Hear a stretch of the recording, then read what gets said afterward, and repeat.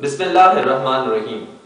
ये हमने आज सीरीज़ शुरू की है जिसमें हम अपने पाकिस्तानी स्टूडेंट्स को बताएंगे कि वो मुख्तलिफ़ कंट्रीज़ का शेंजन वीज़ा किस तरह अप्लाई कर सकते हैं। आज हम स्वीडन के स्टूडेंट वीज़ा के हवाले से डिटेल में बात करेंगे।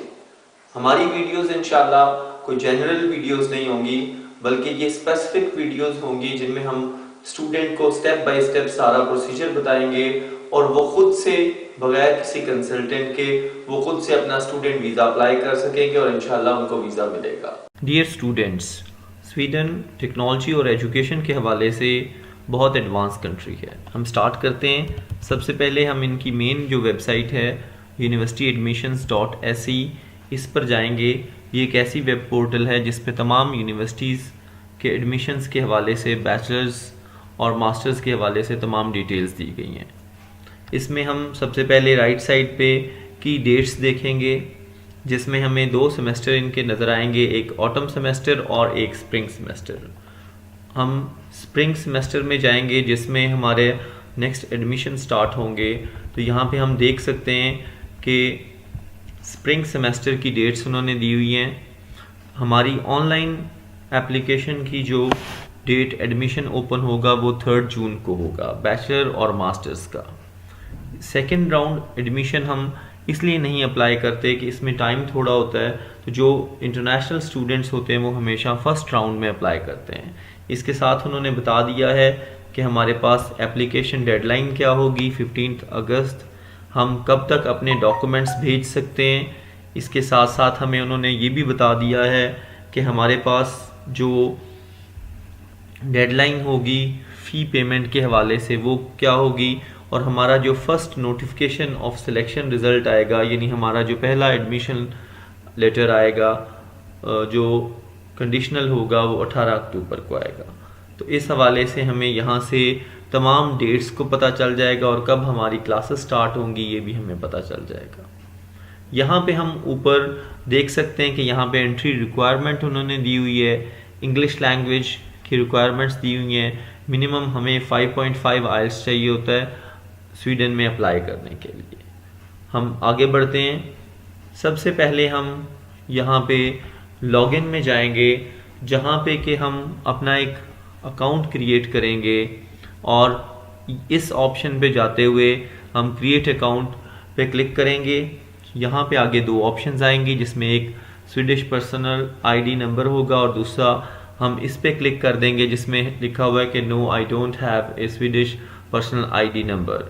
एक सिंपल सा फॉर्म आएगा जिसमें हम अपनी डिटेल एंटर करेंगे और अपना ईमेल एड्रेस एंटर करेंगे और इस तरह हमारा जो है वो एक लॉगिन, एक यूज़र नेम पासवर्ड हमें हमारे ईमेल में रिसीव हो जाएगा। उस यूज़र नेम पासवर्ड को लगाते हुए हम जब लॉगिन करेंगे तो हमारे पास हमारी एप्लीकेशन का एक पेज ओपन हो जाएगा। उसमें जो सबसे अहम काम है वो हम फाइंड कोर्स में जाएंगे। फाइंड कोर्स में जाते हुए यहाँ से हम तमाम यूनिवर्सिटी के कोर्सेज़ जो हमें स्प्रिंग सेमेस्टर 2020 में ऑफ़र हो रहे हैं वो हम देख सकते हैं। आप यहाँ से अपने कोर्सेज़ और प्रोग्राम्स को सिलेक्ट कर सकते हैं। जैसे मैंने यहाँ पे ऑल प्रोग्राम्स कर दिया है और ऑल स्वीडिश यूनिवर्सिटीज़ कर दिया है। मैं यहाँ पे सर्च करूँगा तो मेरे पास तमाम यूनिवर्सिटीज़ के जो प्रोग्राम्स हैं, बैचलर्स भी और मास्टर्स भी, वो दोनों सामने आ जाएंगे। अब अगर आप बैचलर स्टूडेंट हैं तो आप 8 कोर्सेज सेलेक्ट कर सकते हैं और अगर आप मास्टर्स के लिए अप्लाई कर रहे हैं तो आप 4 कोर्सेज को सिलेक्ट कर सकते हैं।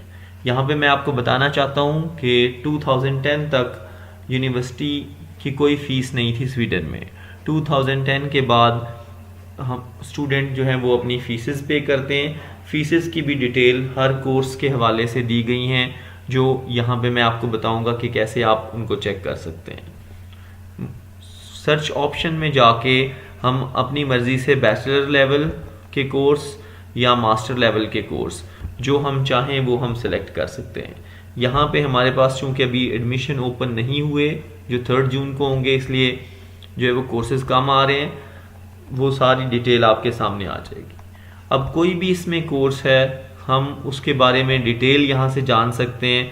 जैसे ये फर्स्ट कोर्स आ रहा है तो हम मोर इन्फॉर्मेशन पे क्लिक करेंगे तो हमें ये पता चल जाएगा कि इसकी जो फर्स्ट ट्यूशन इंस्टॉलमेंट है वो कितनी है, टोटल फीस कितनी है, और ये हमारे पास यहाँ पे यूनिवर्सिटी आ रही है, स्टॉकहोम यूनिवर्सिटी का ये कोर्स है, और साथ हमारे पास यहाँ क्रेडिट्स आ रहे हैं।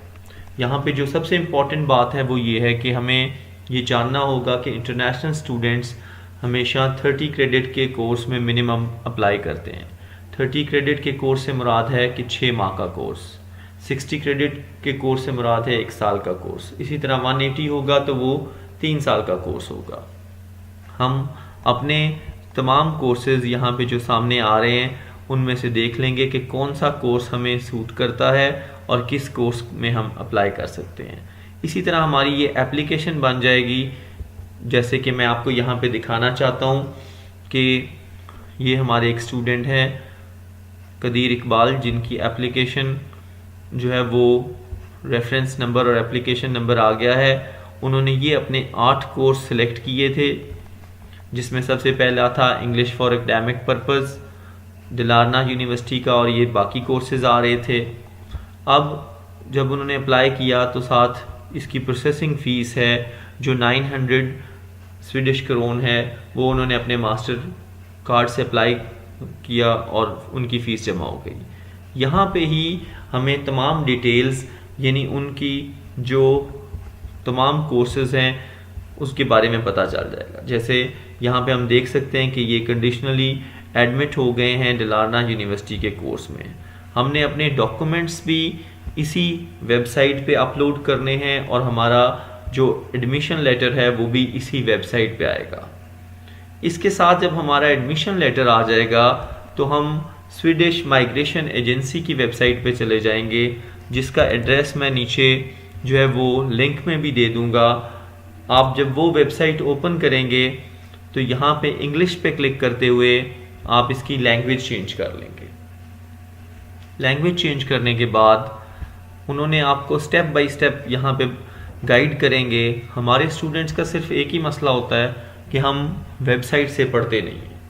जब हम वेबसाइट से पढ़ेंगे तो हमें किसी कंसल्टेंट की ज़रूरत नहीं पड़ेगी। जैसे मैं यहाँ पे अप्लाई करता हूँ, apply for the permit for studies. जो ही मैं इस पर क्लिक करूँगा तो यहाँ पे सामने जो फर्स्ट स्टेप है जो हमें ऑलरेडी यूनिवर्सिटी एडमिशन लेटर भेज चुकी है, उसके बाद स्टेप बाय स्टेप उन्होंने बताया हुआ है कि आपने क्या करना है। आप अपनी ट्यूशन फ़ी पे करते हैं। जो ट्यूशन फ़ी है वो 5.5 लाख से लेके 8 लाख के दरमियान ट्यूशन फ़ीस होती हैं। वो करने के बाद आप अपना फॉर्म यहाँ पे ऑनलाइन फिल करेंगे। वो करने के बाद आप अपनी जो फ़ीस है, प्रोसेसिंग फ़ीस यानी एम्बेसी फ़ीस यहाँ पे सबमिट करेंगे। स्वीडिश माइग्रेशन जो एजेंसी है, वो बोर्ड है, वो आपके एप्लीकेशन का डिसीजन करेगा। इसके साथ साथ आपको एम्बेसी जाना होगा, इंटरव्यू के हवाले से साथ ही आपको जो है वो डिसीजन मिल जाएगा। यहाँ पे मैं आपको ये भी बताना चाहता हूँ कि आपको बैंक स्टेटमेंट, अगर 6 माह का कोर्स है तो 8 से 10 लाख की बैंक स्टेटमेंट जो है वो आपको ज़रूरत होगी। उम्मीद है कि ये वीडियो आपको यूज़फुल रहेगी। नीचे कमेंट्स में अगर आपको कोई इस हवाले से मज़ीद मालूमात चाहिए हो तो आप नीचे कमेंट्स में डाल सकते हैं। Thank you very much. Dear viewers, अगर आपको हमारी ये वीडियो वैल्यूएबल लगी है तो आप काइंडली इसको शेयर करें, हमारे चैनल को सब्सक्राइब करें और नीचे कमेंट्स में लिखें कि हम नेक्स्ट किस कंट्री की वीडियो बनाएं ताकि आप लोग जो है वो शेंजन वीज़ा हासिल कर सकें। हमारा प्रोग्राम है कि हम इंशाल्लाह इटली स्टूडेंट वीज़ा के हवाले से नेक्स्ट वीडियो बनाएंगे, लेकिन आपके कमेंट्स हमारे लिए बहुत वैल्यूएबल होंगे। जिस कंट्री के बारे में आप कहेंगे उसके मुतालिक हम आपको इंशाल्लाह मालूमात मुहैया करेंगे। थैंक यू वेरी मच, शुक्रिया।